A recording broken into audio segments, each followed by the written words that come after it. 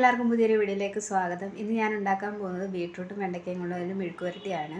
Beetroot ഞാൻ കനം കുറച്ച് നീളത്തിൽ അരിഞ്ഞെടുത്തിട്ടുണ്ട്.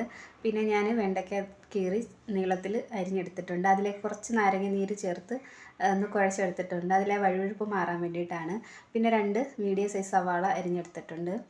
അപ്പോൾ മെഴുക്ക് പുരട്ടി വെക്കാനായിട്ട് ചട്ടി വെച്ച് അതിലേക്ക് വെളിച്ചെണ്ണ ഒഴിച്ച് കൊടുത്തിട്ടുണ്ട്. എണ്ണ ചൂടായതിന് ശേഷം ഞാനതിലേക്ക് സവാള ചേർത്ത് കൊടുത്തിട്ടുണ്ട്. ഇനി ഇതിലേക്ക് ആവശ്യത്തിനുള്ള ഉപ്പ് ഇട്ട് കൊടുക്കാം. ഇനി സവാള ഒന്ന് ചെറുതായിട്ടൊന്ന് കളറ് മാറിയതിന് ശേഷം ഇതിലേക്ക് പൊടികൾ ചേർത്ത് കൊടുക്കാം. എൻ്റെ വീഡിയോ പുതുതായിട്ട് ആരെങ്കിലും കാണുന്നവരുണ്ടെങ്കിൽ ചാനലൊന്ന് സബ്സ്ക്രൈബ് ചെയ്ത് സപ്പോർട്ട് ചെയ്യണം. സബ്സ്ക്രൈബ് ചെയ്തതിന് ശേഷം ഓൾ എന്ന ബട്ടണും കൂടി ഒന്ന് പ്രസ് ചെയ്ത് എന്നാൽ മാത്രമേ ഞാനിടുന്ന എല്ലാ വീഡിയോൻ്റെയും നോട്ടിഫിക്കേഷൻ നിങ്ങൾക്ക് ലഭിക്കുകയുള്ളൂ. അപ്പോൾ ഉള്ളിയൊക്കെ വഴണ്ട് വന്നിട്ടുണ്ട്. അതിലേക്ക് ഞാൻ 1 സ്പൂണ് മുളക് പൊടിയും 1/2 ടീസ്പൂണ് മഞ്ഞൾപ്പൊടിയും ചേർത്ത് കൊടുത്തിട്ടുണ്ട്. ഇനി ഇതൊന്ന് മൂത്തതിന് ശേഷം നമുക്കിതിലേക്ക് ബീട്രൂട്ട് ചേർത്ത് കൊടുക്കാവുന്നതാണ്.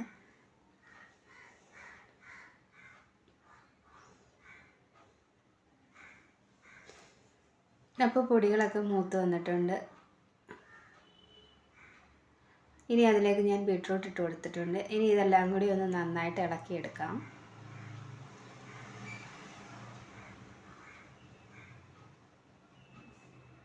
ഇനി ഇത് നമ്മൾ ഒന്ന് ഇളക്കി എടുത്തതിന് ശേഷം ഇതൊന്ന് അടച്ച് വെച്ച് മീഡിയം തീയിൽ പകുതി വേവിച്ചെടുക്കാം.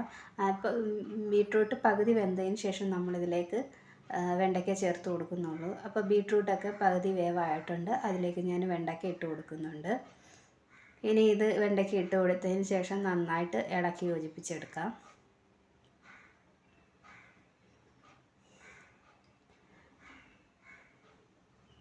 നന്നായി ഇളക്കി യോജിപ്പിച്ചതിന് ശേഷം നമ്മളത് തുറന്ന് വെച്ച് അല്പം നേരം വേവിക്കാം.